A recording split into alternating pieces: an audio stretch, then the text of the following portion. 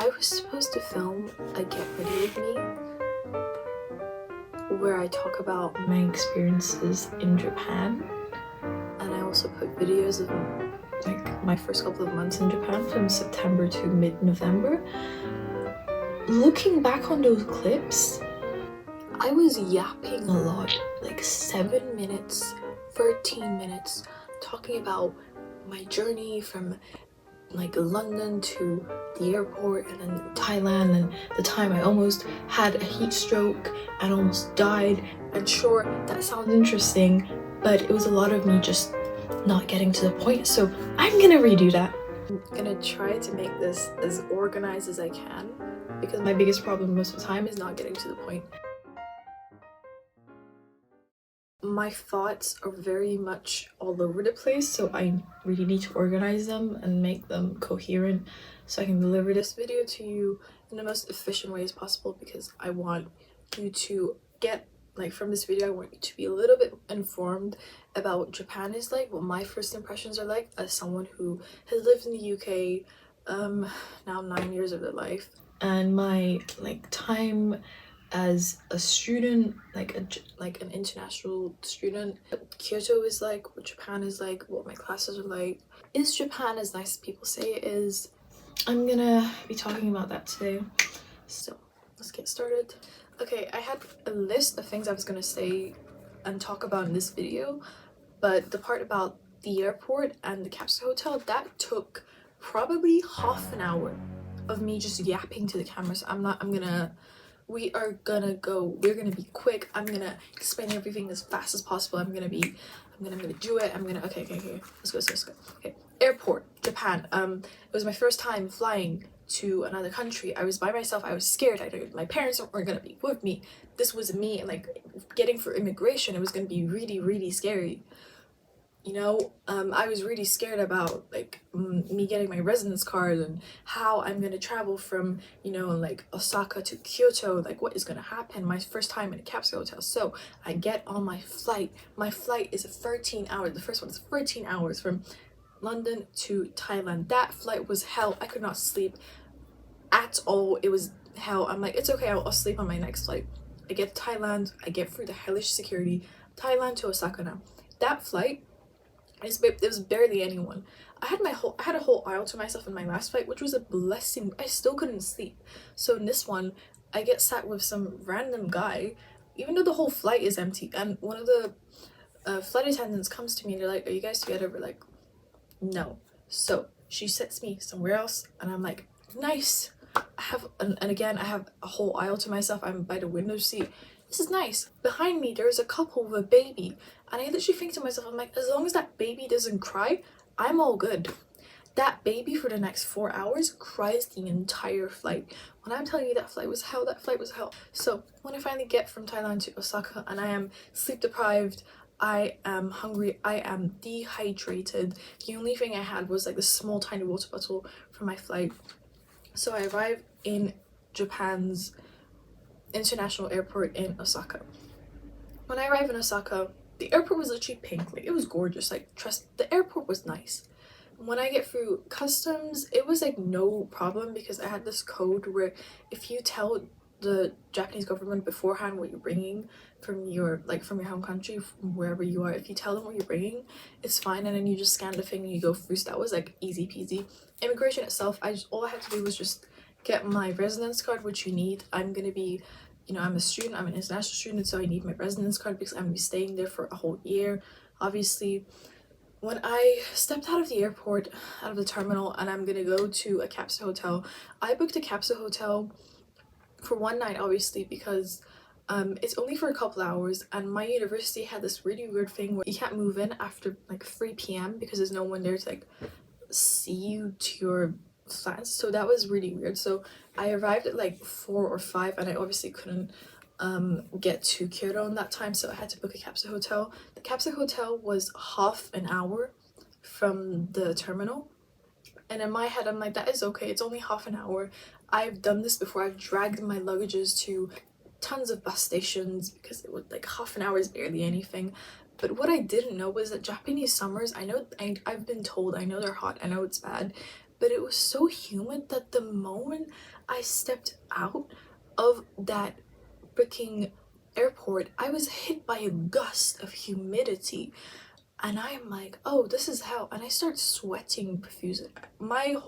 This is really gross, I'm sorry, but my whole body was basically just, it's like as if someone just poured a bucket of water on me. I was sweating, I was disgusting, I felt so horrible. But all I had to do was drag my very heavy luggages to this capsule hotel. So I do it, and I almost die. At some point, I felt so dizzy and I just couldn't handle it anymore. Like, my luggages were not moving, they were not budging. It was heavy. One of my luggages was hot, like 30 kilograms, and the other one was basically like 8. So, somehow, I don't know how, somehow, I managed to carry this ship all the way to this capsule hotel.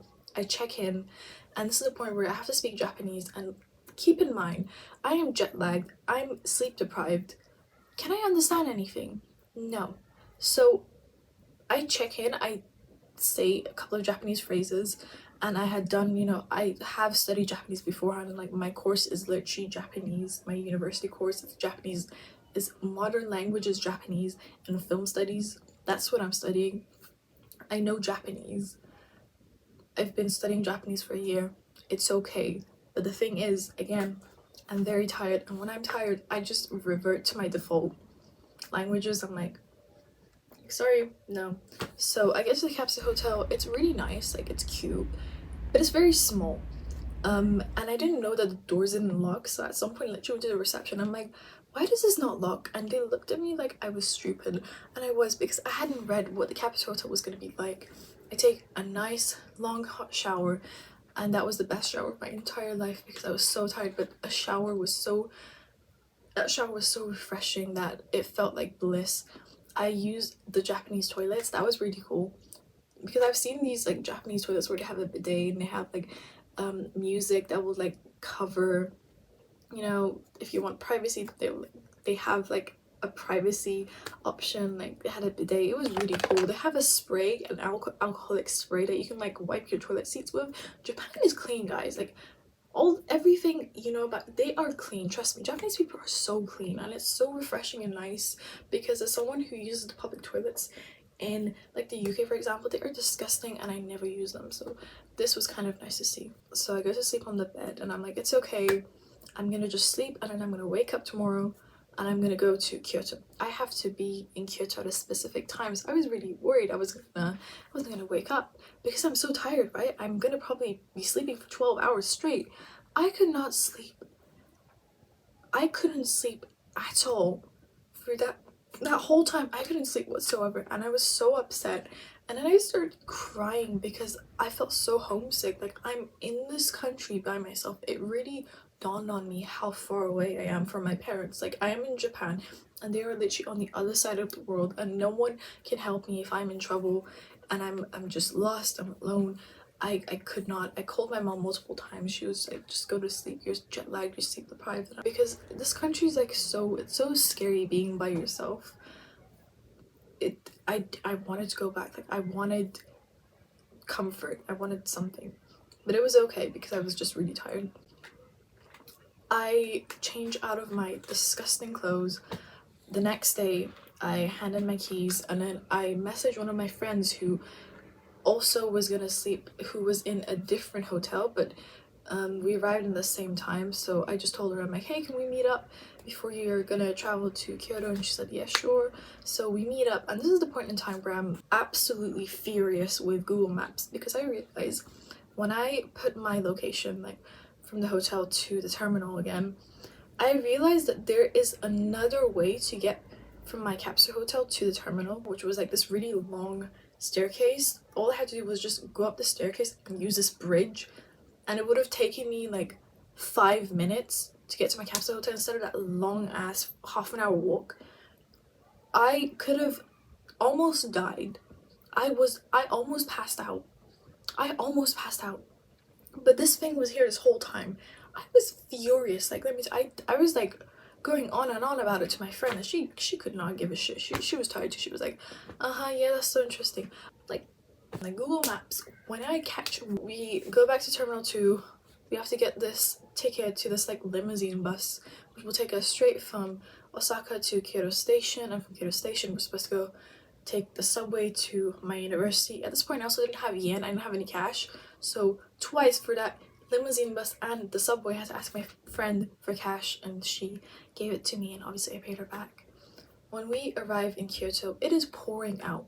It is raining heavily. So we get to the subway. From the subway we go to the university, and when we arrive at my university they take us to this like room. We see other international students. They start talking to us and I'm like, we are both so, me and my friend, now keep in mind we're both very tired from our journeys. So are the other students, but we were just like, no. At some point this girl comes up to us. She's not Japanese, but she comes up to us, she starts speaking in Japanese, she just introduced herself in Japanese, and we're like, no. Now keep in mind, currently the time that I moved to Japan, which was like beginning of September, it is still rainy season. Japan technically has 5 seasons, and I think around June to July it's rainy season and it rains heavily. Like, I live in the UK, but the rain in Japan, I thought it would be over in like 5 minutes. No, it lasts the whole day.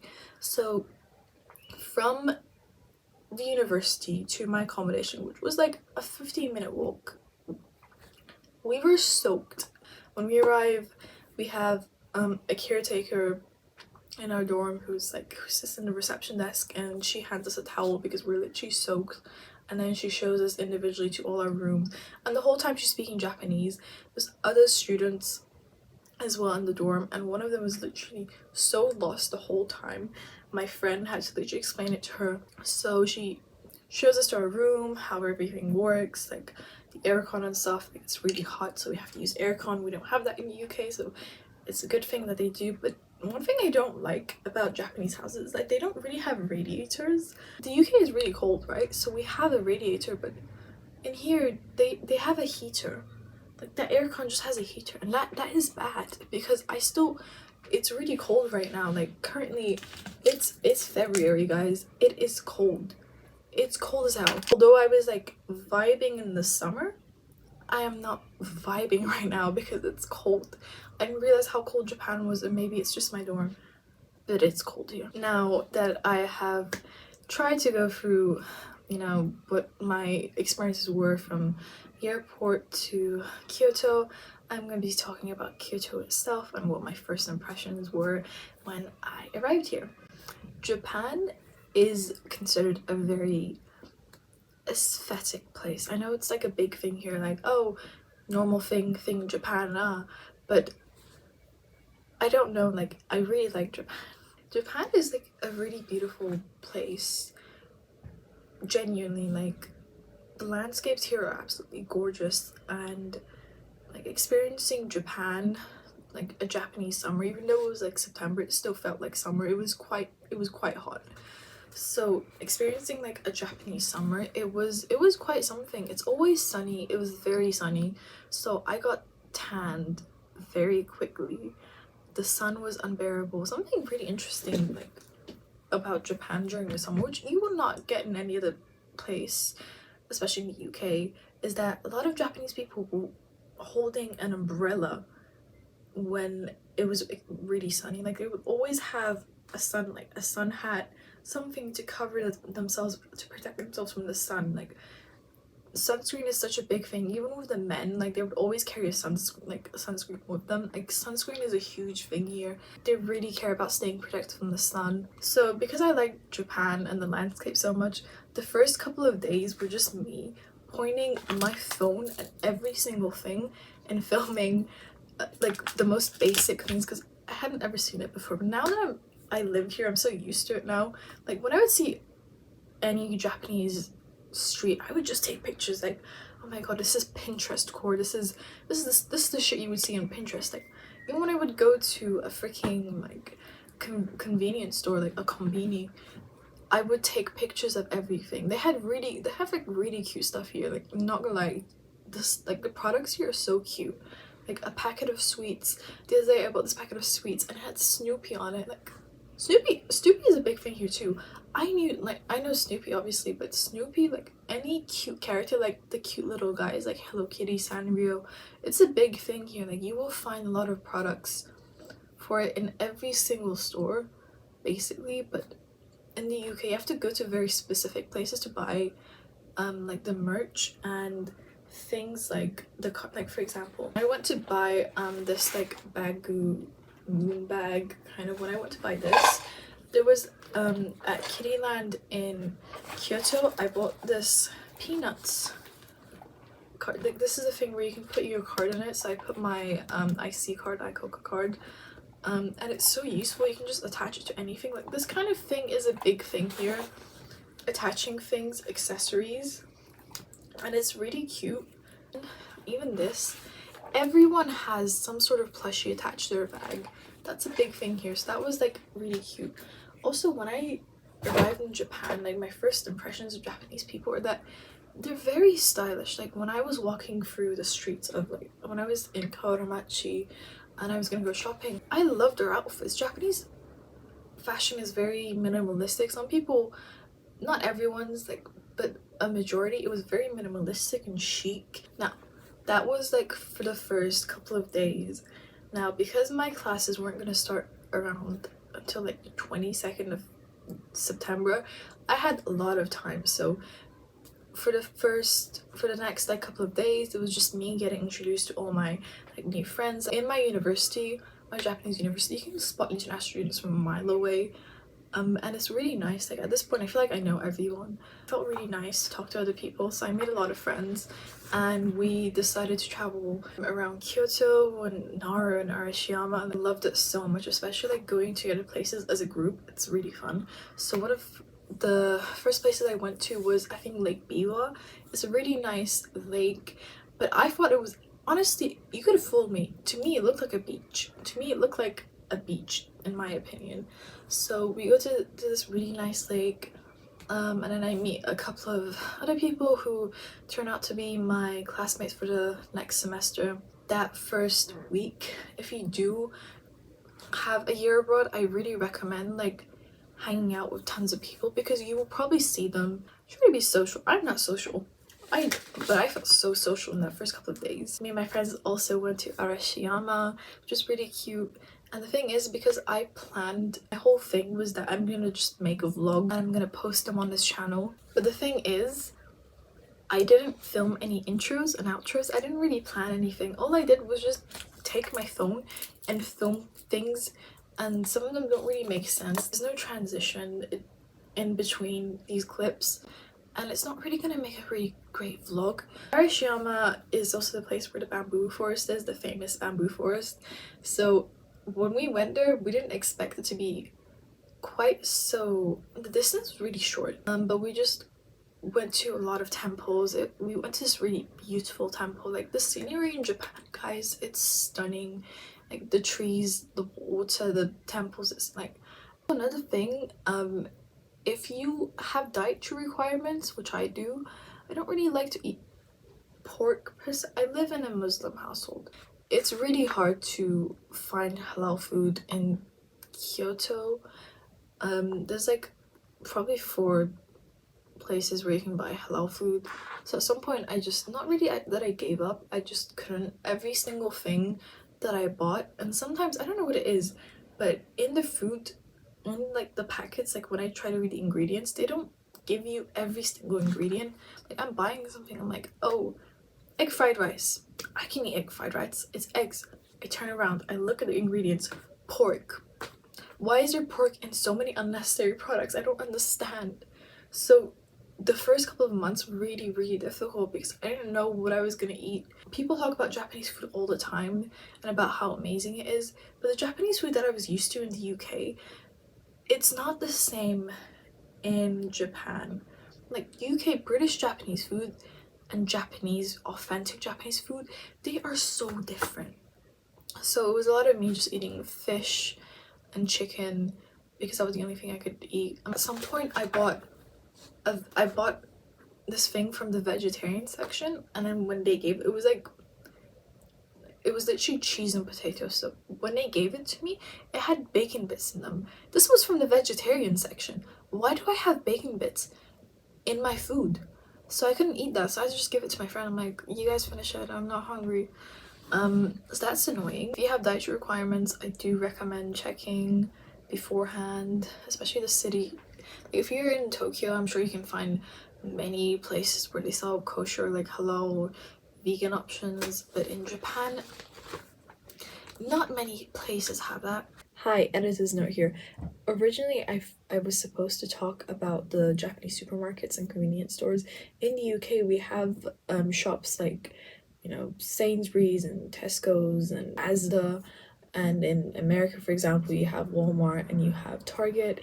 But all I knew about Japanese, you know, supermarkets was that Family Mart, you know, 7-Eleven, Lawson's. I knew about those, but where do you buy your groceries from? Where's the big Family Mart? You know, where am I supposed to buy my stuff? And I didn't really know where to buy my grocery from. Like, if I wanted fruit for cheap, if I wanted to buy bread, if I wanted to buy basic stuff, where am I supposed to get that from? Now I know where to go. Like, for example, I have a small Fresco's. That's a place where you can get groceries from. We have a Petite Fresco's near my place, but I didn't really know about. The first couple of months in Japan was really just about me getting adjusted, finding out what sort of brands or what can I expect from them, because when you live in the UK, like when I moved to another city for my university, I knew exactly what to expect because I still lived in the UK. All I did was just move to another city. I still knew what Tesco's was, I knew what the brands were, I knew where to shop. But in Japan, it was like starting from scratch. So that's what made the first couple of months really tricky. Just going around, exploring, lots of research, things that they wouldn't really tell you. Because why would they? Like, you're a tourist, you're probably gonna stay in Japan for a couple of months, for a couple of days, but I'm gonna stay for a whole year, so I need to learn where everything is.